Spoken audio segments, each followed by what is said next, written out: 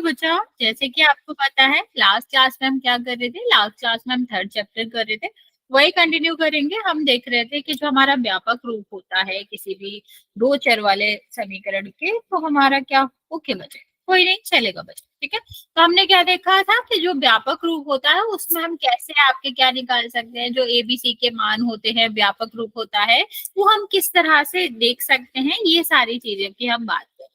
तो बच्चे व्यापक रूप का क्या मतलब होता है? व्यापक रूप का मतलब होता है कि अगर हमें कोई समीकरण दिया गया, ठीक है, क्या दिया गया है, एक समीकरण दिया गया है जो कि किस रूप में होता है, हमेशा वो ax plus B Y plus C बराबर 0 के रूप में होता है। अगर कोई दो चर वाला समीकरण दिया जा रहा है तो उसका व्यापक रूप क्या होता है? व्यापक रूप होता है आपका ax plus B Y plus C बराबर 0।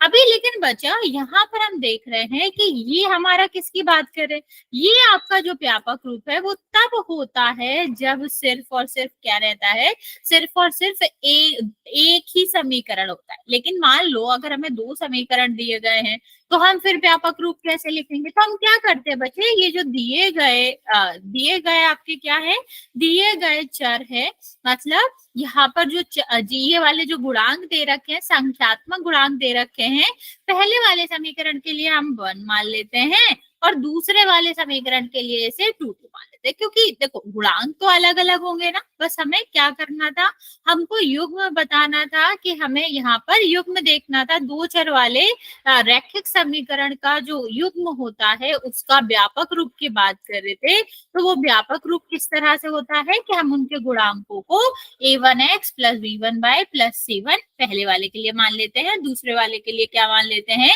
a2x plus b2y plus c2।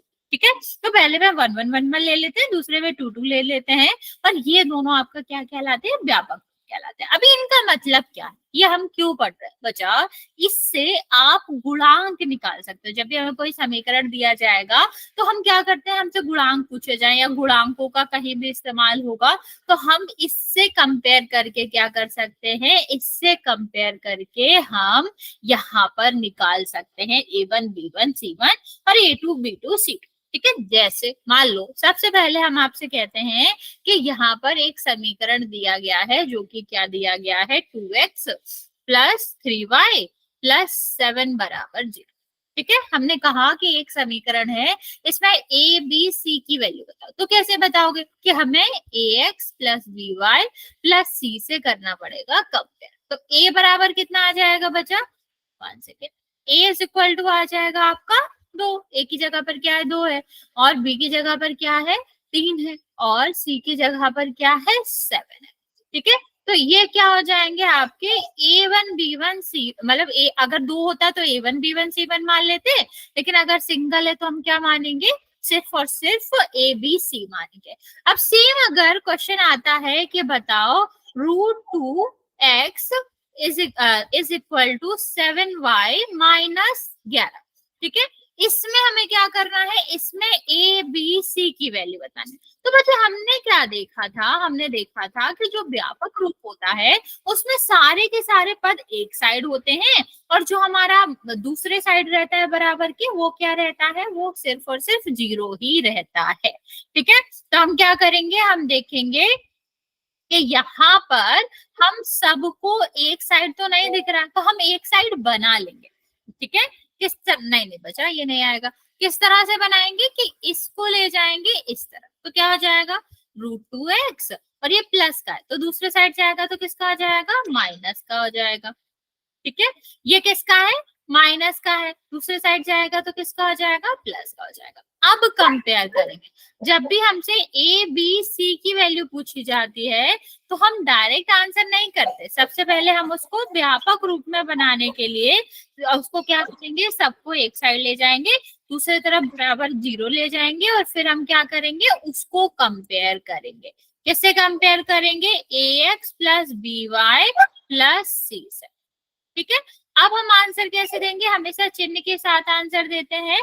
तो a बराबर क्या हो जाएगा, √2 हो जाएगा, b बराबर क्या हो जाएगा, -7 हो जाएगा, और c बराबर क्या हो जाएगा, 11 हो जाएगा। ठीक है, तो हमेशा याद रखना कि आंसर हमेशा कैसे दिया जाता है, चिन्ह के साथ दिया जाता है। और अगर वो एक साथ लिखे हुए हैं तो बहुत अच्छी बात है, और अगर एक साथ नहीं लिखे गए हैं, मतलब एक ही साइड नहीं है, तो क्या करेंगे, हम उनको एक साइड लिख लेंगे पहले, फिर ही करेंगे। ठीक है, इतनी बात समझ आई बच्चा?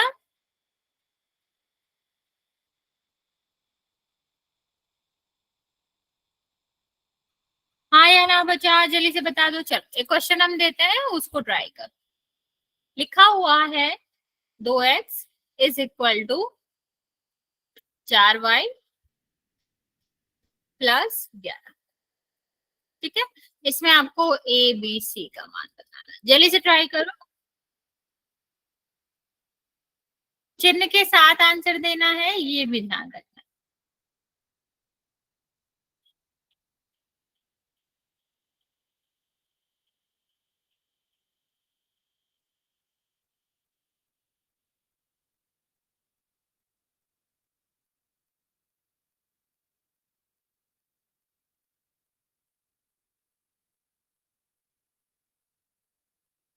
जल्दी से सोचेंगे बच्चे, ए बी सी की क्या वैल्यू आएगी, फिर हम A1 B1 C1 की बात करते हैं।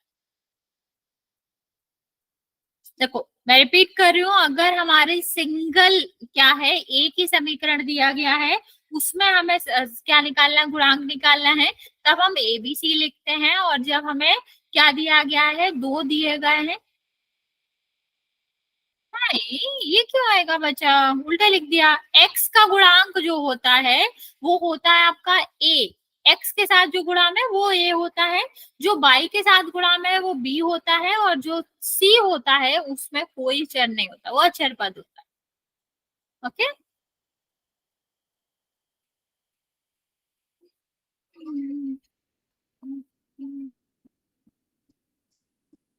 कोई बात नहीं बच्चा, कोई बात। सी दो क्यों होगा बच्चा, सी तो 11 है ना। और बी माइनस में नहीं आएगा बच्चा, प्लस में क्यों आएगा।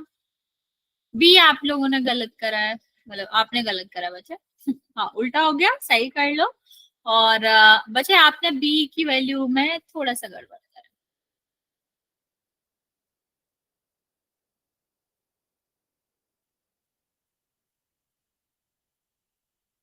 नहीं, सी भी माइनस में आएगा बच्चा। देखो जब भी कोई भी आपका क्या होता है, कोई भी पद प्लस में होता है तो वो दूसरी साइड जाएगा तो वो माइनस का ही हो जाता है।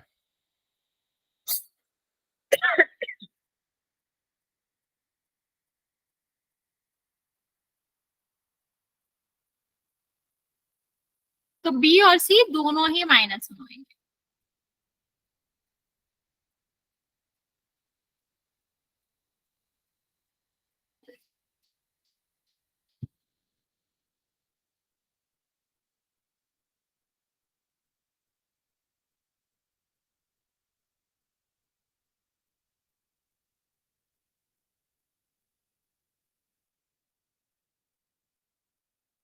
ठीक है, बाकी बचे जल्दी से आंसर कर दो। और हमेशा याद रखना बच्चा, ए बी सी जो होते हैं वो गुणांक होते हैं, संख्या होती है, उनमें चर नहीं आता कभी भी।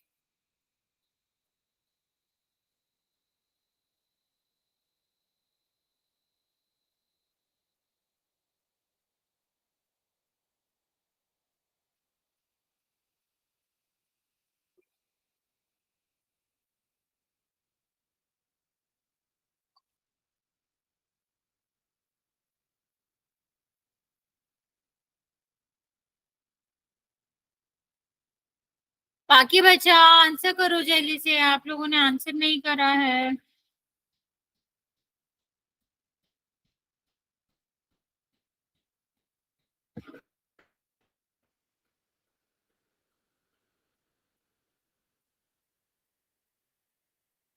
देखो ये वाला मैं बता देती हूँ, फिर हम एक बार और कराते हैं।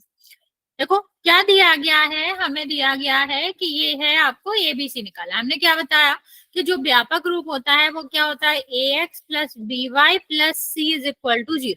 मीन्स हमें सबको क्या करना है, सबको एक तरफ ले जाना है, और जो हमारा पद होगा उसको हम क्या करेंगे, उसको हम मतलब जो हमारा दूसरे साइड होगा बराबर के, वो क्या होगा, वो 0 हो जाएगा। ठीक है, तो मीन्स हमें सारे पदों को एक साइड ले जाना, उससे फर्क नहीं पड़ता कि इस साइड ले जा रहा हूँ उस साइड ले जा रहा हूँ, करेक्ट है वो। लेकिन हमको बस ये याद रखना है कि बाकी जो भी दिया गया है उसको हम क्या करेंगे, एक साइड ले जाएंगे। तो 2x ठीक है, ये देखो ये प्लस में दूसरे साइड जाएगा, किसका हो जाएगा, माइनस का हो जाएगा। ये प्लस का है, किसका हो जाएगा, माइनस का हो जाएगा। अभी सीधा सीधा हमें किससे कंपेयर करना है इसको, ax plus B Y plus C से। ठीक है, तो a की जगह पर कितना है, 2 है, b की जगह पर कितना है, माइनस का 4 है, और सी की जगह पर माइनस का 11। तो हमेशा याद रखेंगे बच्चे, चिन्ह के साथ आंसर देना है, कभी भी चिन्ह के बिना आंसर नहीं देना।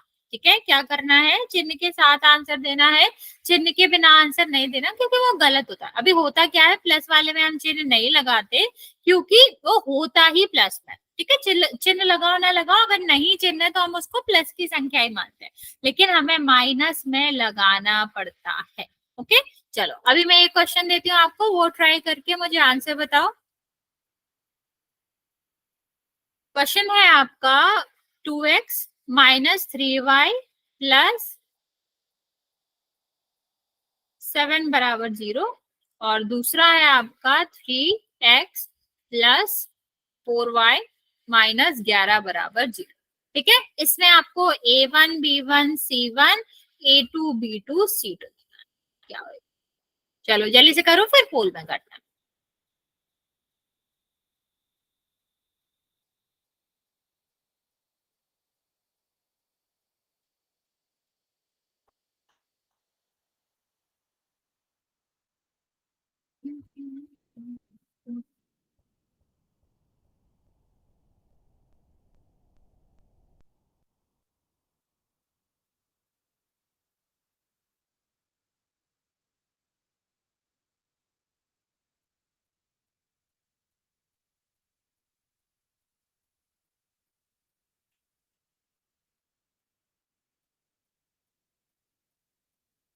पचास, जल्दी से आंसर करेंगे। पहले वाले समीकरण का जो आपके गुणांक होंगे वो a1 b1 c1 होंगे, और जो दूसरे वाले के होंगे वो a2 b2 c2। अभी चलेंगे और आंसर करें।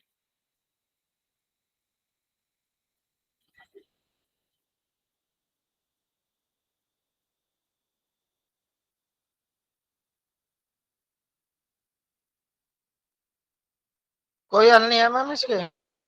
हल, हल क्यों बचा, a1 b1 c1 बताना है, क्यों नहीं होगा, गुणांक होते हैं ना a1 b1 c1। तो बच्चे पहले वाले में जो आपके 2 - 3 7 होगा, ये a1 b1 c1 का होगा, कुछ सॉल्व तो नहीं मैम करना। A1 2 3 है और C1 7 है। हाँ बच्चा, बस यही बताना है, दूसरे वाले का भी बताना है, पहले वाले का भी बताना है। पहले वाले में हम A2 वन लेते हैं, दूसरे में टू टू B2 लेते हैं। B2 4 है और C2 11 है माइनस का।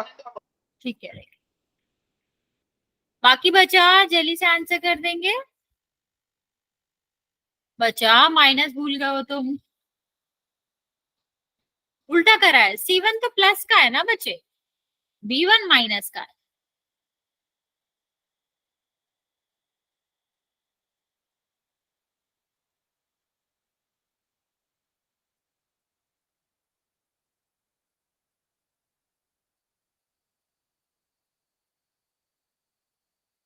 Okay, very good.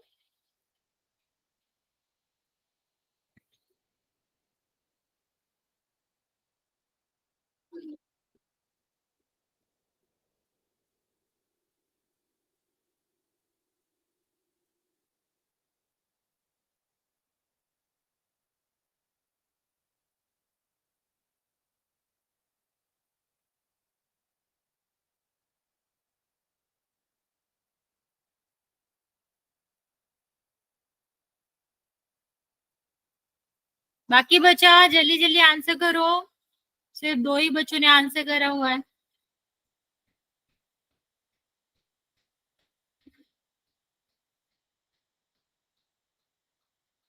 20 सेकेंड और दे रहे हैं हम, फिर आपको आंसर बता देंगे, फिर पोल में क्वेश्चन।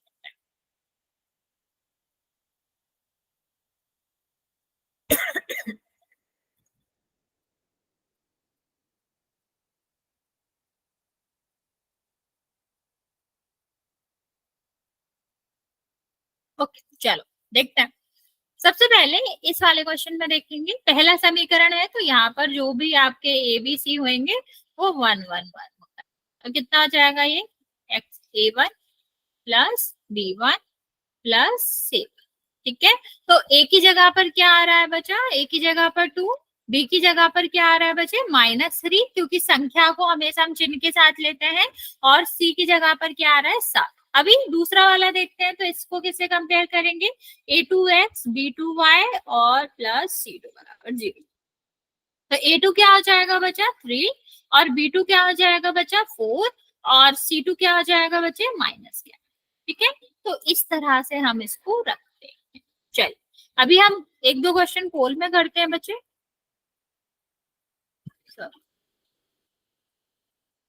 यहाँ पर क्वेश्चन दिया गया है, यहाँ पर आपको V1 B2 की वैल्यू बतानी है, पूरा नहीं बताना है। दोनों समीकरण है, दोनों में बस B की वैल्यू बतानी है। पहले वाले समीकरण में V1 कहलाता है, दूसरे में B2। तो आप लोग जल्दी से इस क्वेश्चन को देखेंगे और आंसर करेंगे।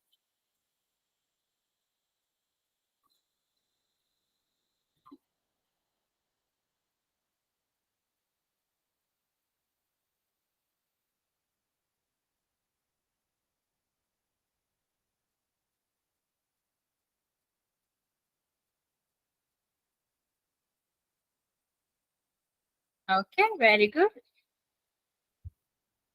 दो बच्चों ने आंसर किया, दोनों का करेक्ट है, बाकी बच्चे जल्दी से आंसर कर देंगे।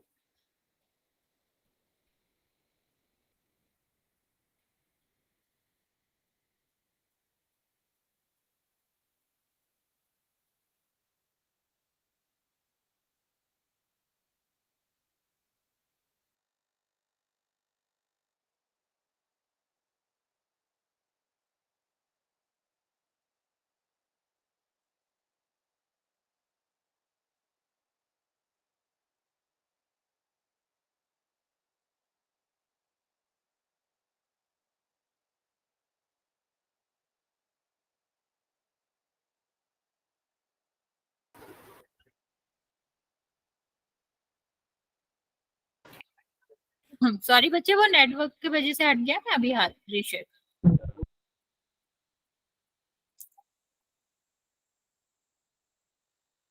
जिसको क्वेश्चन याद है वो आंसर कर दो, जिसको नहीं याद है अभी आपको दिखेगा क्वेश्चन, आप उसके बाद आंसर कर।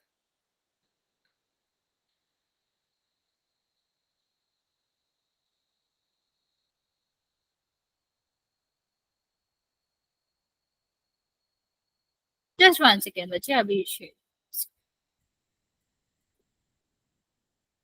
9 बच्चों ने आंसर किया, 8 बच्चों का बिल्कुल करेक्ट है, बाकी बच्चे जल्दी जल्दी आंसर कर देंगे। अभी भी 10 बच्चे बचे हुए हैं।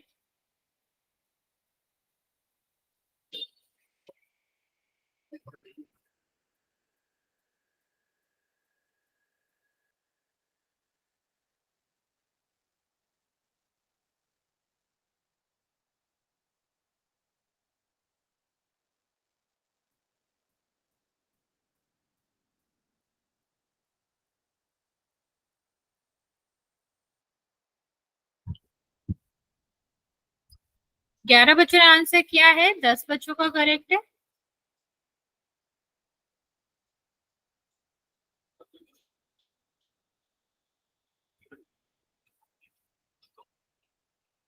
अच्छा अभी भी 7 बच्चे बचे हुए हैं, मैं 30 सेकेंड और दे रही हूँ, जल्दी से आंसर कर दो।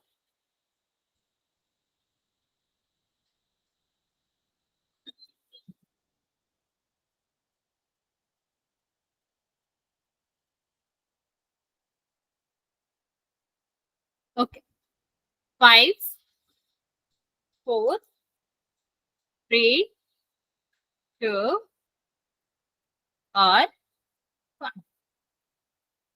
12 बच्चों ने आंसर किया है, 11 बच्चों का करेक्ट है, 13 बच्चों ने, 12 बच्चों का करेक्ट है। वेरी गुड बच्चे, देखते हैं इसका आंसर क्या होगा बच्चे। इसका आंसर वैसे भी हमें पता है कि हमें V1 V2 निकालना था, मतलब y का गुणांक। तो यहाँ पर हम देख पा रहे हैं -3, और यहाँ पर कितना हो जाएगा 7 हो जाएगा। तो इसका आंसर क्या होगा, इसका आंसर आपका होगा 1 सेकेंड, इसका आंसर होगा बी, -3 और +7। ओके एक और क्वेश्चन करते हैं बच्चे।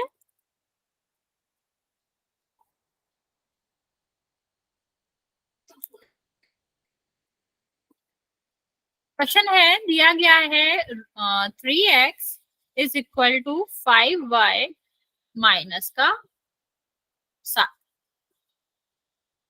को ax plus by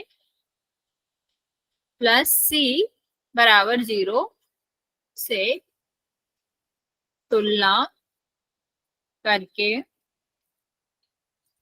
a b c का मान बता।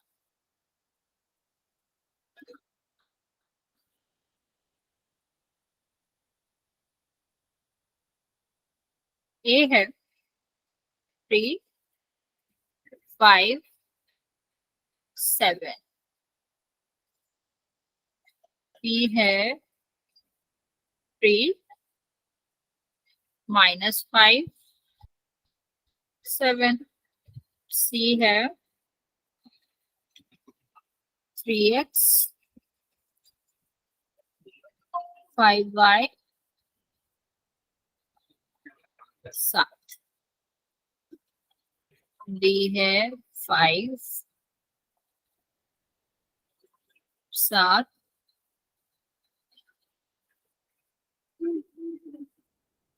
चल, इसका आंसर भी करना है पोल में, मैं पोल लॉन्च कर रही हूँ, जस्ट 1 सेकेंड लेते हैं।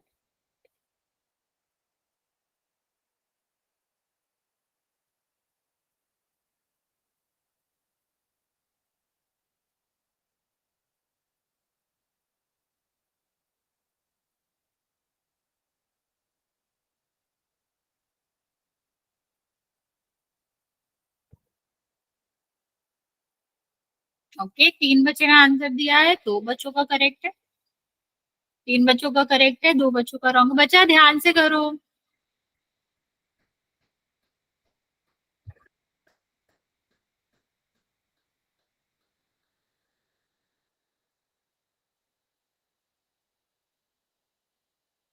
चार बच्चों का करेक्ट है, 6 बच्चों ने आंसर दिया है।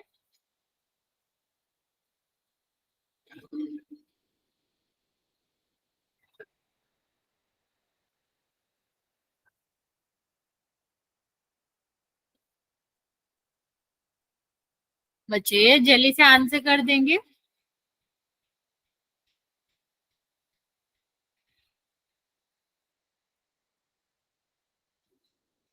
पांच बच्चों ने करेक्ट करा है, 9 बच्चों का आंसर आया हुआ है।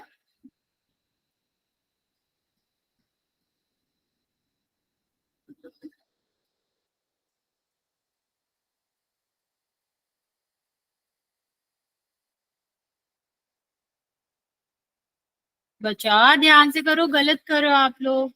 10 बच्चों ने आंसर किया है, 5 बच्चों का करेक्ट है और 5 बच्चों का गलत है।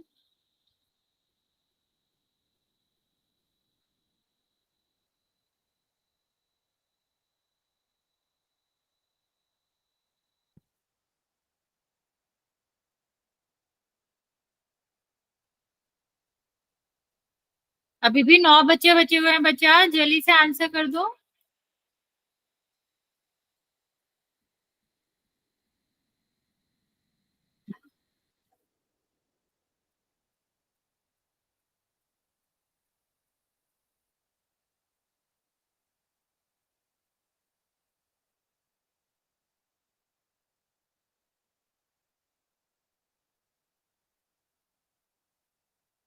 ग्यारह बच्चों ने आंसर किया है, 5 बच्चों का करेक्ट है। बच्चा क्या कर रहे हो आप लोग, गलत कर रहे हैं आंसर।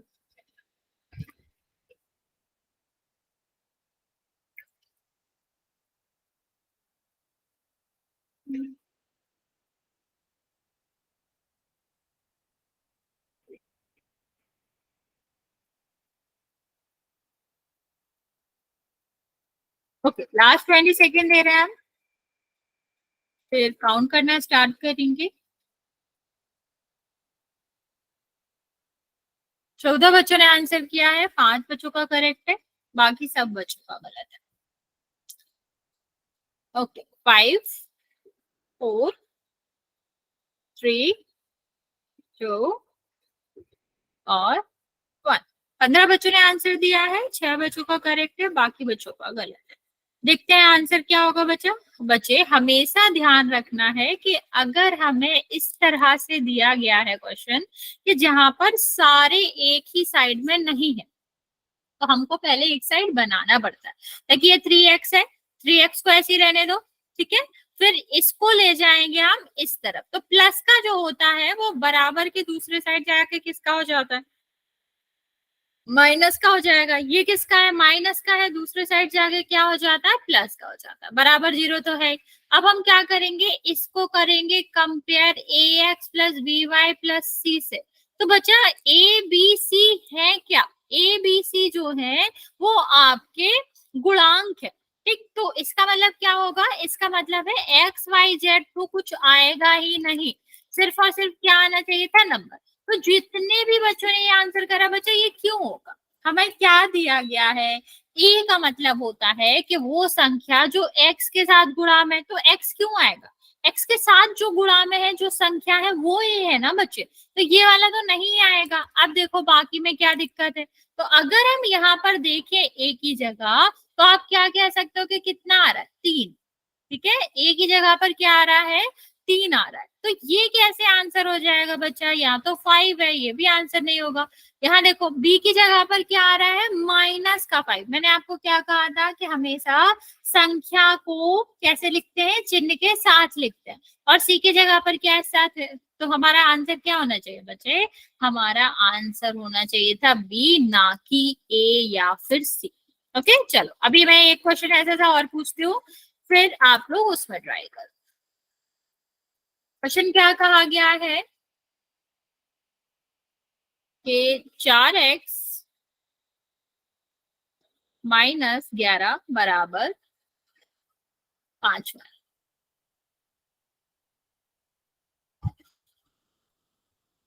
ठीक है, तो ax plus B Y plus C बराबर 0 से तुलना करके ए बी सी का मान निकाल।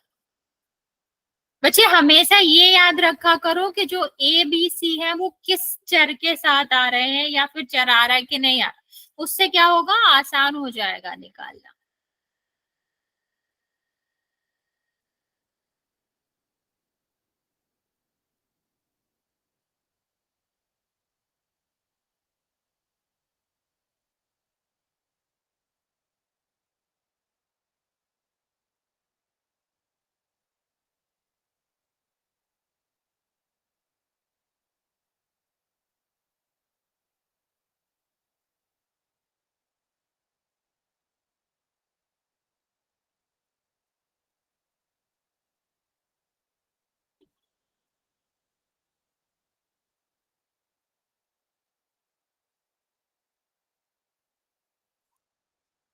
इसका आंसर भी पूछना था।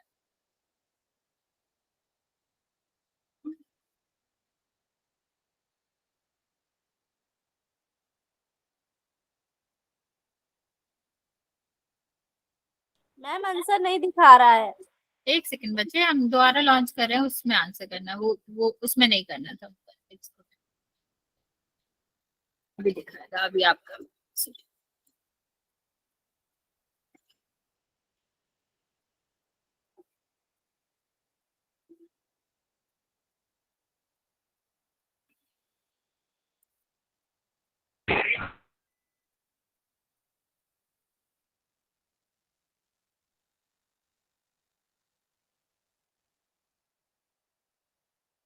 ओके,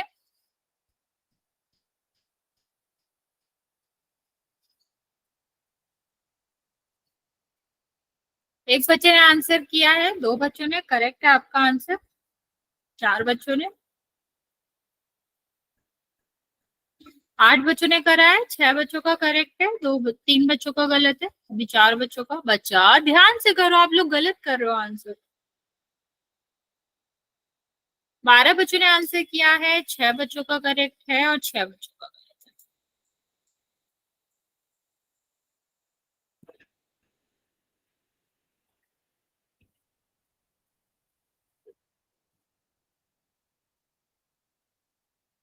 बच्चा इतना डिफिकल्ट क्वेश्चन नहीं है जो इतने सारे बच्चे गलत कर रहे हो। 6 बच्चों का सही है, बाकी बच्चों का गलत है। बाकी बचा जल्दी जल्दी आंसर कर दो, लास्ट 20 सेकेंड दे रहे हैं हम आपको, फिर काउंट करना स्टार्ट। 16 बच्चों ने आंसर किया है, 7 बच्चों का करेक्ट है।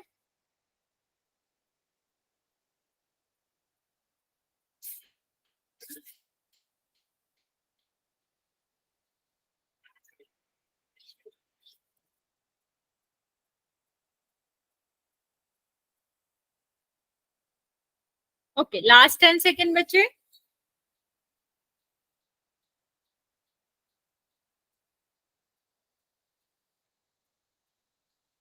चलिए, 5, 4, 3, 2 और 1।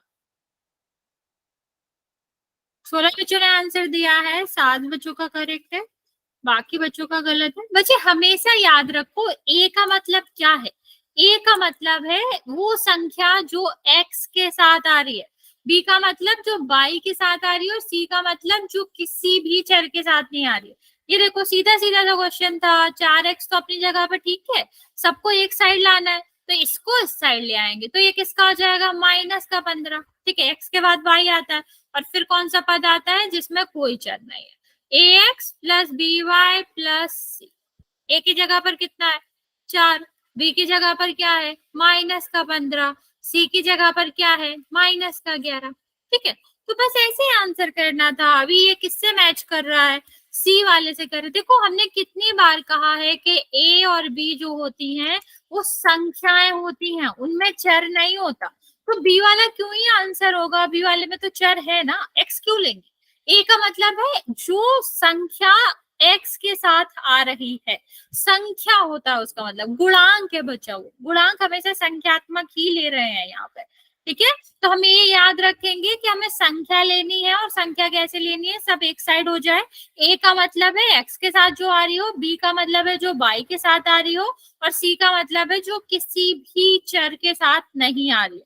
ठीक है, ये याद रखेंगे। इसका लास्ट क्वेश्चन करते हैं, फिर नेक्स्ट टॉपिक पे चलते हैं।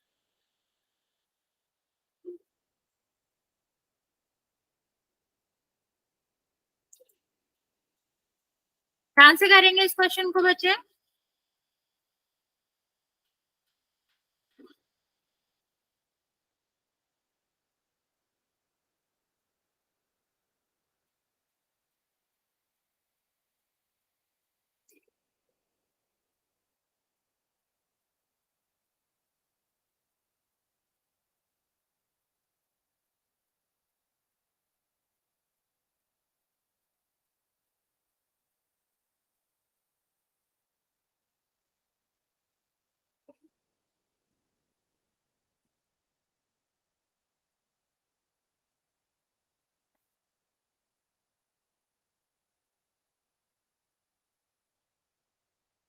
ओके, 3 बच्चों का करेक्ट है, 4 बच्चों का करेक्ट है।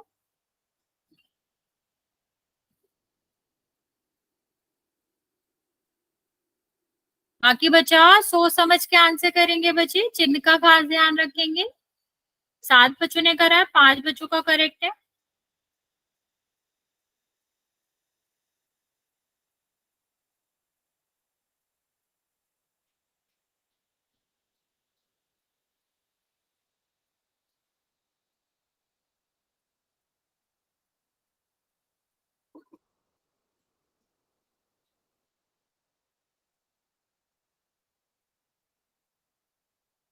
दस बच्चों ने किया है, 6 बच्चों का करेक्ट है, बाकी बच्चे जल्दी से आंसर कर देंगे। 14 बच्चों ने करा है, 9 बच्चों का करेक्ट है। 5 बच्चे बचे हुए बचा, जल्दी से आंसर कर दो।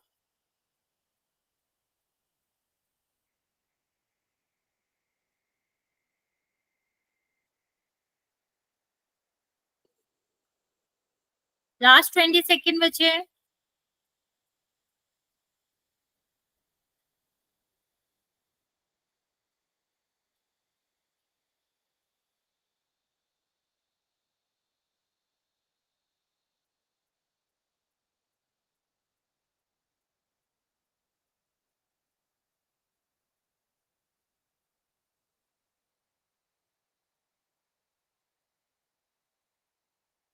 ओके चलो काउंट करना स्टार्ट करें हम बच्चा। जो 2 बच्चे बचे हैं जिन्होंने आंसर नहीं दिया वो कर देंगे।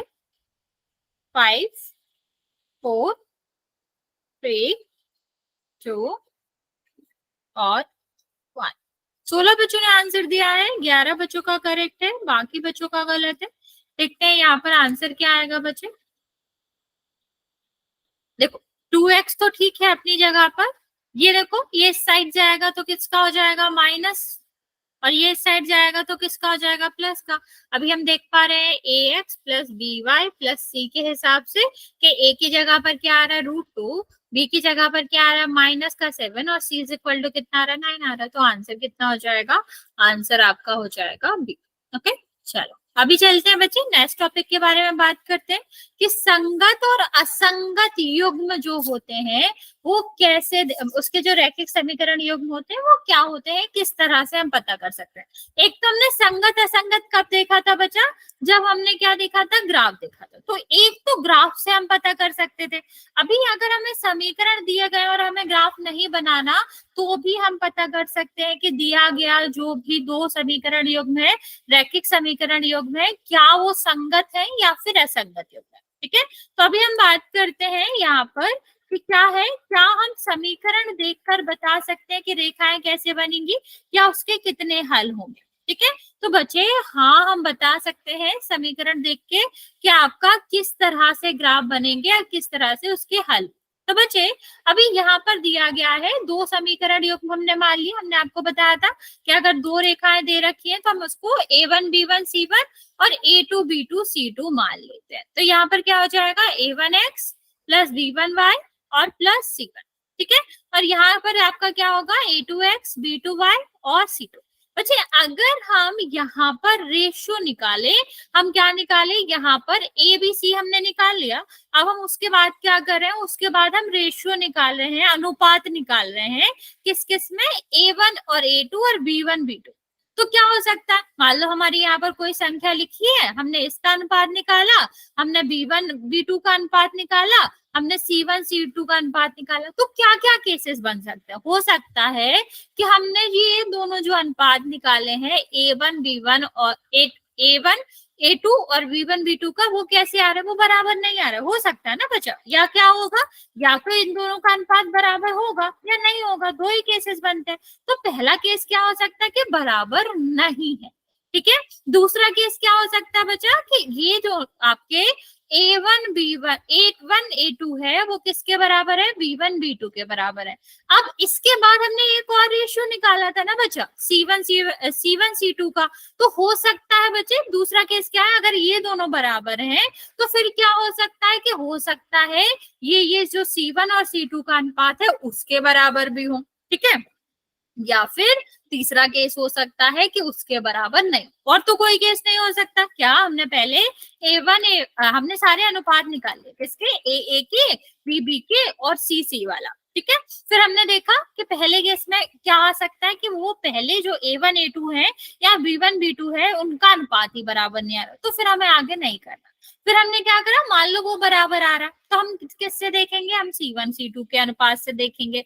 तो हो सकता है कि आपका जो a1 a2 और b1 b2 का जो रेशियो है वो c1 c2 के बराबर हो या फिर बराबर नहीं हो। ठीक है अब ये हम क्यों बता रहे हैं बच्चे, क्योंकि हमको यहाँ पर हम इससे बता सकते हैं कि आपका रेखिक युग्म संगत होगा या असंगत होगा। उससे पहले हम आपको ये निकालना बता देते हैं, फिर हम आपको बता देंगे कब संगत होता है कब असंगत होता है। चलो अभी तुम लोग अगर देखें कि यहाँ पर कैसे रेशियो निकालेंगे, तो हमें सबसे पहले क्या करना पड़ता है, हमको a1 b1 और c1 निकालना पड़ता है, जो कि हमने अभी आपको बताया था। कैसे निकालेंगे, इसको कंपेयर करेंगे a1x पहले वाले को, फिर b1 बाय और फिर c इज इक्वल टू 0। तो a1 की जगह पर क्या आ गया 2, b1 की जगह पर क्या आ गया बचा 4, c1 की जगह पर क्या आ गया 4। ठीक है ये c1 है। अब दूसरा देखते हैं बच्चा, क्या हमें अभी दूसरा समीकरण की तुलना करना है। तो ठीक है तो यहाँ पर हम देखेंगे तो कितना हो जाएगा बच्चे, यहाँ पर आप कह सकते हो कि a2 इज इक्वल टू कितना हो जाएगा 4 और B2 इज इक्वल टू कितना आ जाएगा 3 और C2 इज इक्वल टू कितना आ जाएगा 8। अब हम इसका रेशियो निकालते हैं, सेम सेम का A1 A2 का निकालना है। तो जब हम A1 और A2 का रेशियो निकालेंगे, 1 सेकेंड बचे, A1 और A2 का रेशियो निकाल, तो A1 क्या है बच्चा, A1 आपका 2 है और यहाँ पर कितना आ रहा है 4। ठीक है, अगर हम 2 से काटें भी तो कितना आ जाएगा 1/2 आ जाएगा। अनुपात का मतलब बच्चा, जैसे आपको पता है ना, हर और अंश जो होते हैं उसमें अगर कुछ कॉमन होता है तो वो कट जाता है, तो हमने यहाँ पर निकाल लिया। अब सेम अगर हम क्या करें B1 और B2 के साथ निकालें तो कितना आ रहा है 4/3। अब आप मुझे ये बताओ कि 1/2 और 4/3 क्या बराबर है? क्या ये दोनों बराबर है? क्या ये अनुपात बराबर है? सेम संख्या दे रहा है ये, तो आपका आंसर क्या होगा? नहीं, 1/2 और 4/3 क्यों ये बराबर हो? ठीक है, तो ये आपका क्या हो जाएगा, यहाँ आप कह सकते हो कि इस वाले केसेस में जो अनुपात आ रहा था वो बराबर नहीं है। ठीक है, क्या नहीं है? बराबर नहीं है। और यहाँ पर आप कह रहे हैं कि जब हमने ये सब निकाला तो ये कितना आया, ये हमारा आया 5/7। A1 और A2 जो है वो, सॉरी ये गलत लिखा है बच्चा, इस पे मत जाओ, ये 5/7 नहीं आएगा, ये आपका क्या आएगा, ये आपका आएगा 2/4, दैट मीन्स 1/2 आएगा। ठीक है, ये आपका कितना आएगा, ये आपका आएगा 4/3। ये भी गलत लिखा है 4/3। बेसिकली हम क्या कहना चाह रहे हैं कि ये दोनों जो है वो सभी जो भी दिए गए हैं वो नहीं बराबर आ रहे। तो इस केस में, इस पहले वाले केस में क्या होता है, जब A1 और बटे A2 और B1 बटे B2 बराबर नहीं होता तो उस केस का मतलब क्या होता है कि रेखाएं, जो ग्राफ बनता है वो प्रतिच्छेदी बनता है। और आपको याद होगा जब हमने ग्राफ से आपको संगत असंगत बताया था, तो हमने बताया था कि जब रेखा प्रतिच्छेद करती है तो जितने बिंदुओं पर वो मिल रही हैं, दो रेखा जितने बिंदुओं पर मिलती है उतने समीकरण के हल होते हैं। तो यहाँ पर हमने देखा कि जो रेखा है जब प्रतिच्छेद करती है तो उसका एक हल होता है, उसका यूनिक हल होता है, अद्वितीय हल होता है। ठीक है, और ऐसे समीकरण जिनका हल होता है वो क्या कहलाते हैं, संगत कहलाते। तो बच्चा आपको ये पूरा याद नहीं रखना, आप सिर्फ इतना भी याद रख सकते हो कि जब A1 और A2 और B1 और B2 का रेशियो जो होता है, वो अनुपात जो होता है वो बराबर नहीं होता, तो उस केस में उसका एक हल होता है। और हल होता है, जब भी किसी समीकरण का हल होता है, दो समीकरण का हल हम निकाल सकते हैं, तो वो क्या कहलाते हैं, संगत युग्म कहलाते हैं। तो क्योंकि ये जो रेखा है वो प्रतिच्छेदी बनाएगी, या फिर आप कह सकते हैं कि इनका एक हल होगा और हल है, इसीलिए ये क्या कहलाएंगे, संगत समीकरण, संगत युग्म कहलाएंगे। ठीक है, चलो अभी ये देखते हैं दूसरा वाला समीकरण देखे तो कितना हो जाएगा ये। अभी तुम लोग इसका बताओ, क्या A1 B1 का रेशियो, सॉरी A1 A2 का रेशियो, B1 और B2 का रेशियो और C1 और C2 का रेशियो बराबर आ रहे हैं या नहीं? जल्दी से निकालो, A1 B1 C1 और A2 B2 C2 जल्दी से निकालेंगे और उसका अनुपात निकालेंगे। ठीक है, ट्राई करो जल्दी से और मुझे बताओ क्या बराबर आ रहे हैं या फिर नहीं। मैं आपको 2 मिनट का टाइम देती हूँ, कर लो आराम से।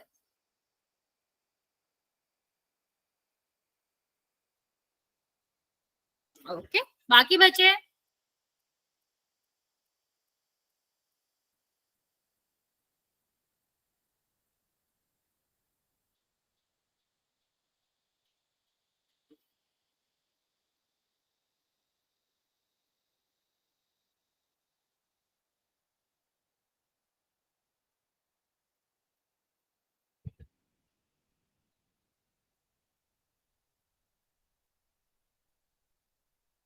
ओके, हाँ बराबर आ रहे हैं ना। चल देख लेते हैं क्या करेंगे, यहाँ पर इसको कंपेयर करेंगे किससे, A1x plus B1y plus C। कितना हो जाएगा बच्चा, यहाँ पर A1 की वैल्यू हो जाएगी 2, B1 की वैल्यू हो जाएगी 8 और C1 की वैल्यू हो जाएगी 4। और दूसरा देखते हैं, दूसरा आपका क्या है, 4x प्लस 16 प्लस 8 बराबर 0, 16y। इसको कंपेयर करते हैं, A2x plus B2y plus C तो कितना आ जाएगा ये A2 कितना आ जाएगा 4, B2 कितना आ जाएगा 16 और C2 कितना आ जाएगा 8। अब हम अगर निकालें इसका A1 डिवाइड बाई A2 2/4, ठीक है, काट दो, 2 से कट जाएगा, कितना आया 1/2। अभी B1 और B2 निकालते हैं तो कितना हो जाएगा बचा, यहाँ पर आप कह सकते हैं हाँ 8/16, फिर 8 से काट दोगे 1/2 आ जाएगा। और ऐसी मैम लीजिए 1/2। हाँ बच्चा, ये भी क्या आएगा 1/2। तो आपने क्या देखा कि जो हमारा B1 B2 C1 C2 या फिर A1 A2 है वो सबका ही 1/2 आ रहा है। तो इसका मतलब क्या हो रहा है कि तीनों रेशियो आपस में क्या है, बराबर है। और ऐसे केसेस में जब दोनों रेशियोज बराबर, मतलब तीनों ही बराबर हैं, तो इसका जो रेखा युग्म बनता है वो क्या बनता है, वो संपाती बनता है, मीन्स एक के ऊपर एक। हाँ, तो क्या होता है बच्चे संपाती में कि इसमें एक से ज्यादा बिंदु मिलते हैं या फिर कह लो समान बिंदु होते हैं। इसका मतलब है इसके अनेक हल होते हैं, जितने बिंदु मिलते हैं उतने ही हल होते हैं। तो जब एक के ऊपर दूसरी रेखा बन रही है तो बहुत सारे बिंदु मिलेंगे, अनेक बिंदु मिलेंगे, मीन्स अनेक हल हो जाता है। और जब हल होते हैं तब हमारा जो समीकरण युग्म कहलाता है वो क्या कहलाता है, वो संगत कहलाता है। तो इस केस में भी क्या हो जाएगा, संगत हो जाएगा। तो आप समझ रहे हो बच्चे, जब हमारा कुछ भी बराबर नहीं, मतलब A1 A2 बराबर नहीं होगा B1 B2 के, तब भी आपका क्या होता है, संगत होता है, क्योंकि इस केस में कितने हल होते हैं, एक हल होता है। और जब सब बराबर होता है, मतलब A1 A2 का रेशियो, B1 B2 का रेशियो, C1 C2 का रेशियो सब बराबर होगा, तो उस केस में क्या होता है बच्चा, उस केस में अनेक हल होते हैं। जब कुछ बराबर नहीं होता एक हल होता है, और जिसमें आपके कितने बराबर होते हैं, जिसमें सारे ही बराबर होते हैं, अनेक हल होते हैं, दोनों ही केस में हल होते हैं, इसलिए संपाती होते हैं, संपाती युग्म होते हैं। ठीक है, चलो अभी यहाँ पर चेक करो, क्या यहाँ पर तीनों बराबर आ रहे हैं, या फिर A1 A2 बराबर नहीं आ रहा है, या फिर A1 A2 B1 B2 के बराबर है और C1 C2 के नहीं। जल्दी से चेक। C1 और C2 बराबर नहीं आ रहे हैं। ओके ओके, मतलब आप ये कह सकते हैं कि यहाँ पहले हम देख लेते हैं, यहाँ पर A1 A2 की वैल्यू क्या होगी। तो यहाँ पर देखते हैं 2x प्लस 8y प्लस 4 बराबर 0। तो यहाँ पर ठीक है, ये A है A1, ये क्या है B1 है, ये आपका क्या है C1 है। तो आप क्या कह सकते हो, A1 इज इक्वल टू 2 और B1 इज इक्वल टू 8 और C1 इज इक्वल टू 4। ठीक है, और सेम अगर हम बात करें किसकी, 2 वाले की, तो कितना हो जाएगा यहाँ पर बचा, यहाँ पर हम 2 से कंपेयर करते हैं, मतलब A2x plus B2y plus C2। तो कितना हो जाएगा ये, A2 बराबर 4, B2 बराबर 16 और C2 बराबर 7। ठीक है, अब यहाँ पर देखो A1 A2 का मतलब क्या हो जाएगा बचा, 2/4, मतलब 1/2। यस बच्चा, अभी V1 V2 की बात करते हैं तो क्या हो जाएगा 8/16, फिर से 1/2। लेकिन अगर हम C1 C2 निकालें तो कितना है 4/7। अभी ये तो 1/2 नहीं हो सकता ना, नीचे 8 होता तो 1/2 हो जाता। मतलब हम क्या कहना चाह रहे हैं कि A1 डिवाइड बाई A2 तो बराबर है B1 डिवाइड बाई B2 के, लेकिन C1 डिवाइड बाई C2 के बराबर नहीं है। इस केस में जब A1 B1 A1 A2 और मतलब A1 और B1 रखो, ठीक है, अगर हमारा जो A1 और A2 का जो रेशियो है वो B1 और B2 के रेशियो के बराबर होता है, लेकिन C1 C2 के रेशियो के बराबर नहीं होता, उस केस में जो हमारा रेखा बनती है उसमें कोई हल नहीं होता। कैसी होती है वो रेखा, समांतर रेखा होती है और उनका कोई हल नहीं होता। जब हल नहीं होता है तो हम उसे क्या कहते हैं, असंगत कहते हैं, असंगत रेखा युग्म है। जब हल होता है तो संगत कहलाती है, और जब हल नहीं होता है तो असंगत कहलाती है। कब कब संगत होता है बच्चे, जब A1 और A2 का रेशियो, B1 और B2 का रेशियो जो होगा वो बराबर नहीं हो, या फिर बराबर हो तो C1 और C2 के भी बराबर, तीनों बराबर हैं, या फिर A1 A2 और B1 B2 का रेशियो बराबर नहीं है, तब उनका क्या होता है, उनका हल होता है और वो संगत होती है। लेकिन अगर हमारा क्या है, अगर हमारा A1 A2 और B1 B2 का जो रेशियो आ रहा है वो तो बराबर आ रहा है, लेकिन C1 और डिवाइड बाय C2 का जो भी रेशियो आ रहा है, जो भी आंसर है वो बराबर नहीं है। तो इस केस में क्या होता है बच्चा, इस केस में आपको क्या करना होता है इस केस में, असंगत होता है, समांतर रेखा बनाता है और उसका कोई भी हल नहीं होता। ओके, चल यहाँ पर हम आपको ये रिपीट भी करा देते हैं, बहुत इंपॉर्टेंट है, इसका स्क्रीनशॉट ले लो। ये आपकी समरी है, बेसिकली हमने जो भी क्वेश्चन करे, जो भी सोचा, ये आपकी उसी की समरी है। किस तरह हमें याद रखना है, हमको याद रखना है कि अगर हमारा क्या हो रहा है, A1 और A1 A2 और B1 B2 का जो रेशियो है वो बराबर नहीं, तो रेखा कैसी होती है, प्रतिच्छेदी होती है, इस तरह से बनती है। और क्योंकि प्रतिच्छेदी होती है तो एक ही हल, ठीक है। और अगर हमारे तीनों रेशियोज A1 A2 और B1 B2 C1 C2 ये तीनों ही बराबर है, तो क्या होता है, समपात। जब सब बराबर है तो सेम ही रेखा होगी, एक के ऊपर एक ही बनेगी, और जब एक के ऊपर दूसरी बन रही है तो इसके अनेक हल होते हैं, और ये दोनों ही क्या होते हैं, इनको हम कहते हैं कि संगत रेखा युग्म है। ठीक है, क्या है, संगत युग्म है। और यहाँ पर अगर आप देखो तो आप कह सकते हो, अगर इनिशियल वाला A1 A2 और B1 B2 का रेशियो बराबर है, लेकिन वो C1 और C2 के बराबर नहीं, इस केस में जो रेखाएं होती हैं वो समांतर होती हैं और कोई हल नहीं होता, और इनको हम क्या कहते हैं, असंगत युग्म कहते हैं।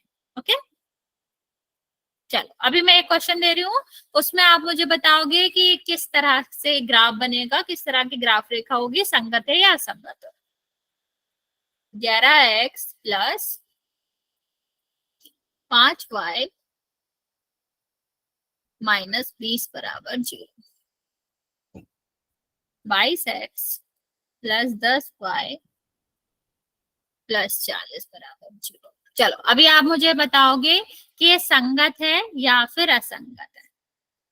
मैं आपकी कंडीशंस भी लिख देती हूँ ताकि आप लोग परेशान, मतलब आप लोग याद अभी नहीं हुई होंगी, लेकिन देखोगे तो याद हो जाएगा। असंगत में क्या होता है कि A1 A2 होता है वो B1 B2 के बराबर होता है, लेकिन C1 C2 के बराबर नहीं होता। ठीक है, और बाकी ओके, बाकी बचे, यहाँ पर आपको पता ही है, यहाँ पर क्या होता है, ये नहीं बराबर होता है तब आपकी प्रतिच्छेदी रेखाएं होती हैं, और अगर सब बराबर होता है तो आपकी संपाती रेखाएं होती हैं, दोनों में ही संगत होता है।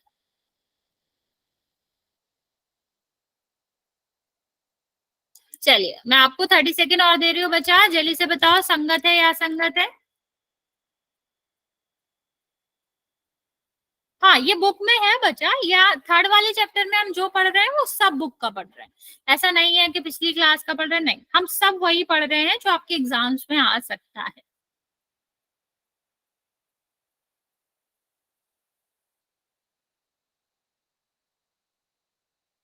पक्का,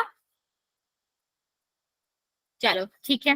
तुम लोग कह रहे हो कि संगत है, तो मैं आपको बता दूं कि नहीं, संगत नहीं है। क्यों नहीं है, क्योंकि ये ठीक है 11/22 जितना तुम कह रहे हो वो ठीक है, 1/2 आएगा, ये भी ठीक है कि 5/10 कितना आएगा, 1/2 आएगा, लेकिन ये क्या है बच्चा, ये माइनस में है, ये छोटी सी, हाँ ये छोटी सी मिस्टेक है, वो आप लोग नहीं देखोगे तो फिर नहीं समझ आएगा। ये माइनस का 1/2 आ रहा, और 1/2 और माइनस का 1/2 बराबर नहीं होते। क्या नहीं होता बच्चा, जो 1/2 है वो माइनस के 1/2 के कैसे बराबर होगा, 1 और -1 कैसे ही बराबर है।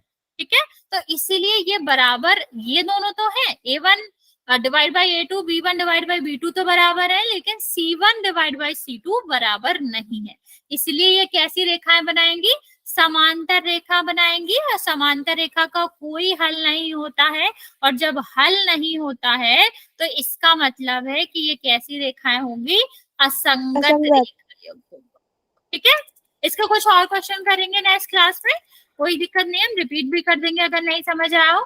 अगर अभी कुछ पूछना है तो पूछ सकते हो बच्चे, वरना फिर आज यहाँ तक ही रखें। मैम पोल में ले लो एक। नहीं बच्चा, नेक्स्ट क्लास में करेंगे, इसके काफी पोल करेंगे, 4-5 करेंगे, लेकिन नेक्स्ट क्लास में करते हैं। ओके।